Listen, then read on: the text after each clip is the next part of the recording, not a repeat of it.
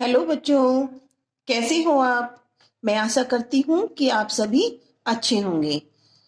चलो बच्चों, हम अपने टॉपिक पे आगे बढ़ते हैं। कल हमने संधि प्रकरण को पढ़ा था।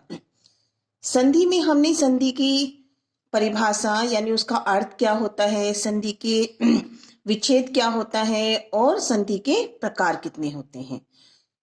तो जिन बच्चों ने हमारी पहली वीडियो नहीं देखी है वो बच्चे सबसे पहले पहले वाली वीडियो को देखें, फिर नेक्स्ट वीडियो देखें। तो हमने संधि के प्रकार में पढ़ा था कि संधि 3 प्रकार की होती है: स्वर संधि, व्यंजन संधि और विसर्ग संधि।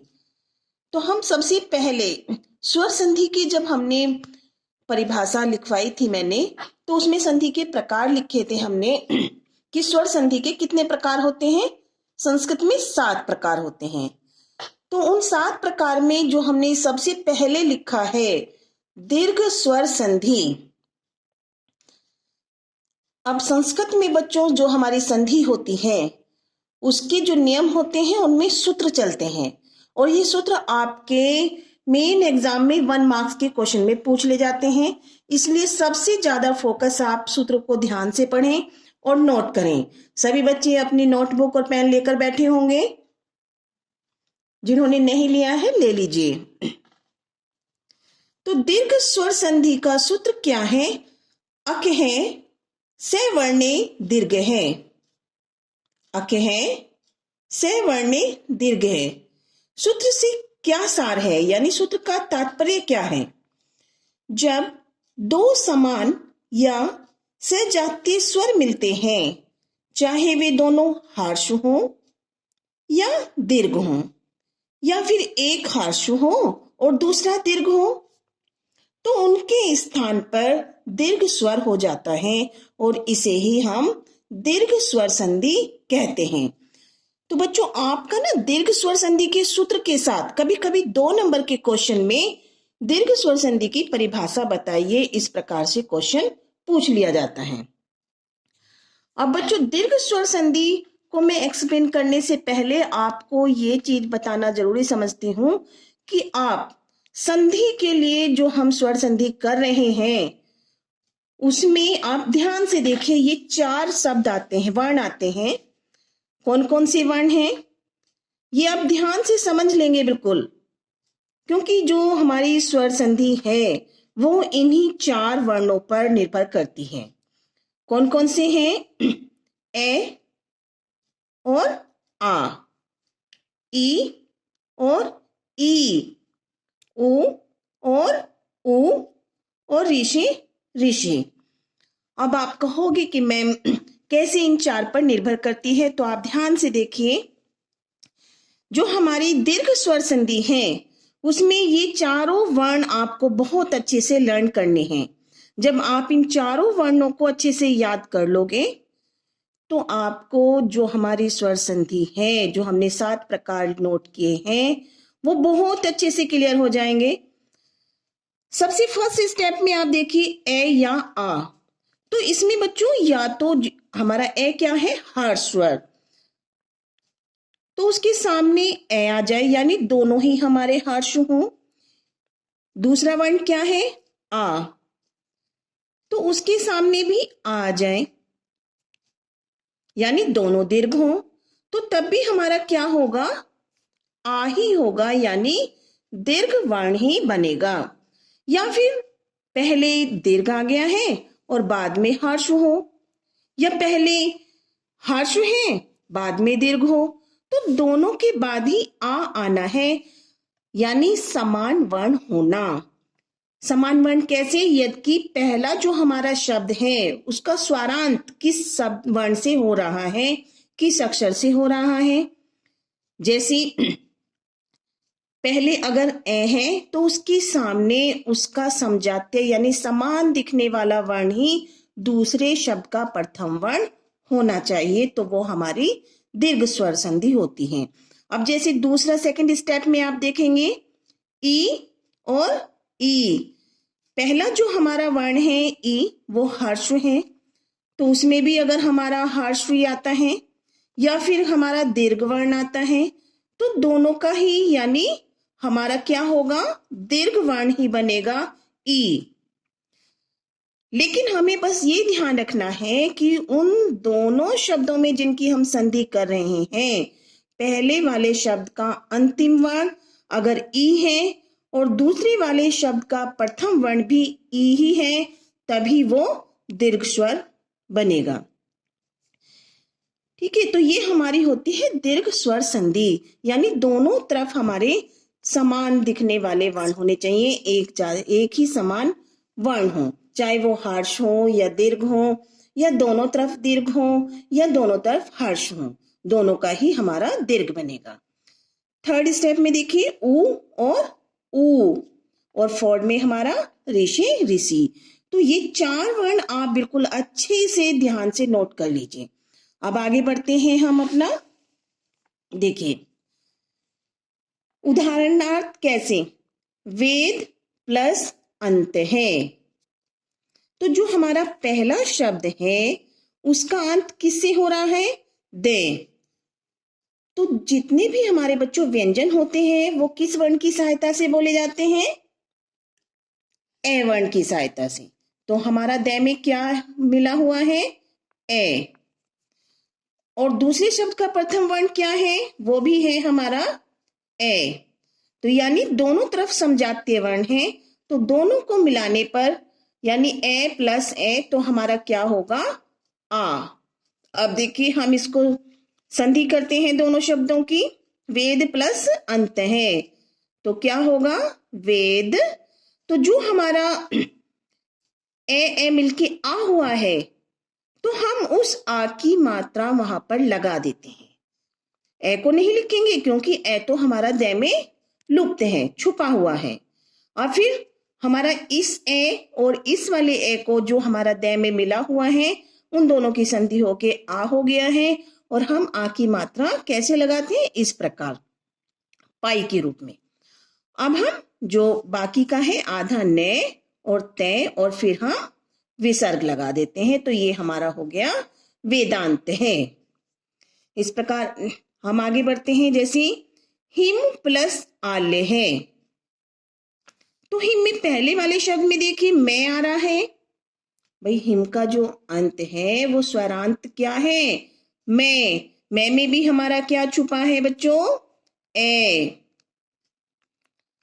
प्लस क्या आ रहा है आल्य में, आ, यानी एक हर्ष है और एक दीर्घ है, तब भी क्या होना है बच्चों, दीर्घ ही बनना है, आ। तो हम इनकी दोनों शब्दों की संधि करते हैं। अब हिम प्लस आल्य की, तो हम क्या लिखेंगे, हिम हमने लिख लिया, आ हमारा क्या हुआ है, ए और आ मिलके आ बना है, तो आ को हम लिखेंगे नहीं। कल की वीडियो में भी मैंने बताया था कि बच्चे गलती कर देते हैं, आ की हम क्या लगाते हैं बेटा, मात्रा। ठीक है, तो हमारा हिमा और बाद वाले शब्द से हमने लिया ले और ये, और विसर्ग लगा दिया, तो क्या बना बच्चों हमारा, हिमालय। ओके, अब देखिए बच्चों आगे मैं आपको बताती हूं, जैसे ई, दूसरा एग्जाम्पल है, अब ई वाला आ गया, दोनों तरफ समान वर्ण होंगे, ई प्लस ई, इन दोनों से भी क्या बनेगा, बड़ा ई, यानी वो दीर्घ वर्ण बन जाएगा। अब इसका एक एग्जाम्पल आप नोट कर लीजिए,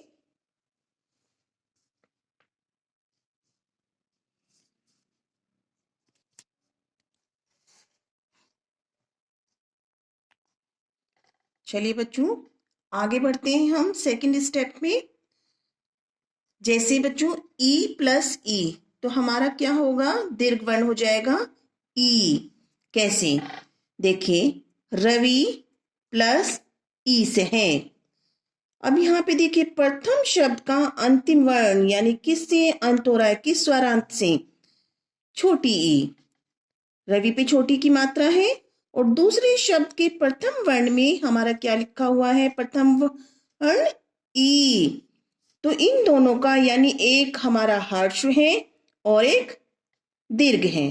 अब इनकी संधि कैसे होगी बेटा, वह लिख के बड़ी की मात्रा हो जाएगी और ई से है। रवि से है। अब देखिए सेकंड उदाहरण है इसका, कवि जमा ई से है।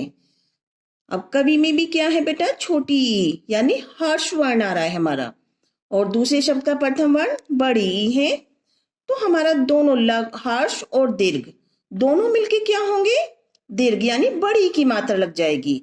कैसे, कै, वे पे बड़ी की मात्रा और शे, कविश है। सभी बच्चों को समझ में आ रहा है?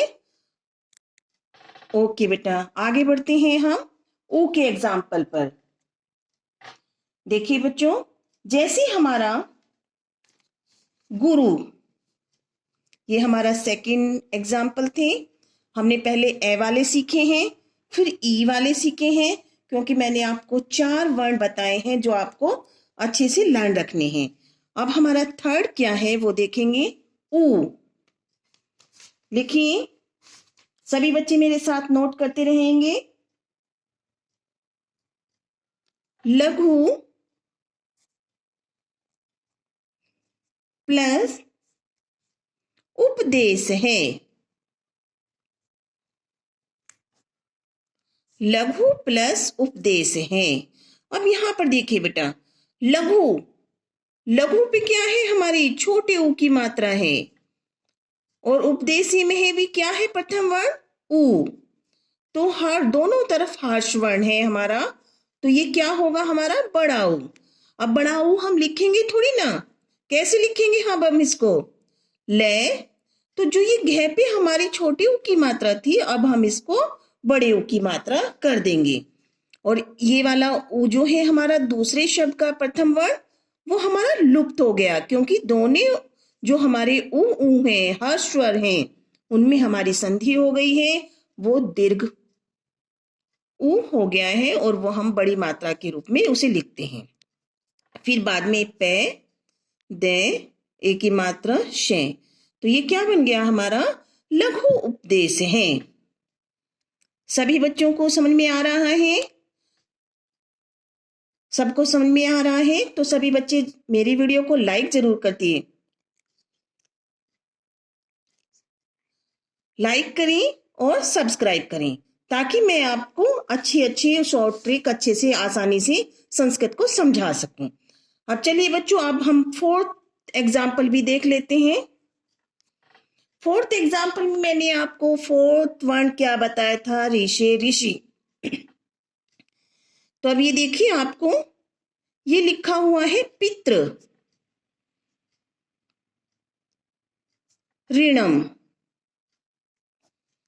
तो पितृ में रे है, ऋषि ऋषि वाला है, और दूसरे शब्द का प्रथम वर्ण भी ऋषि है। तो ये दोनों मिलकर बड़े कैसे बनते हैं, अब इस चीज को ध्यान से देखेंगे सभी बच्चे और नोट कर लेंगे। आपने अपनी बुक में कहीं पर लिखा हुआ हो, देखा होगा कि अब ऋषि ऋषि को कैसे लिखेंगे मैडम। जो ये तय में रे लगा हुआ है, इसमें एक सी की तरह और लगा देते हैं, तो ये हमारा क्या होता है, दीर्घ वर्ण हो जाता है। फिर ने और मैं में हलन, तो ये बन गया हमारा पितृ ऋणम। तो मैं आशा करती हूं कि सभी बच्चों को दीर्घ स्वर संधि बहुत अच्छे से समझ में आ गई होगी। जिन बच्चों को समझ में नहीं आई है तो वो कमेंट बॉक्स में नोट कर दीजिएगा, मैं आपको फिर से इसे एक बार अच्छी तरीके से, आसान तरीके से समझाऊंगी। अब बच्चों, सभी बच्चे अपना, मैं आपको थोड़े 4 स्टेप के होमवर्क के लिए 4 वर्ड दे रही हूं, वो आपको अपने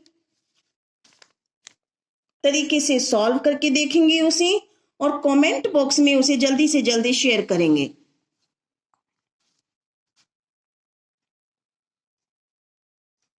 नोट कर लीजिए, वीडियो को पॉज करें और आंसर दें। मैं देखती हूं कि सबसे पहले किसका कमेंट आता है। हो गया, चलिए बहुत अच्छे बेटा।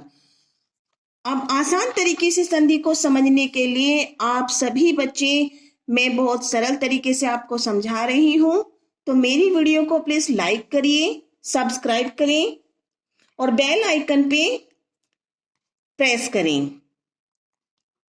ताकि सबसे पहले जो मैं आसान तरीके से और भी सरल तरीके से आपको वीडियो बनाकर शेयर करूं, तो उसका लिंक आपके पास नोटिफिकेशन पहुंच जाए। Thank you.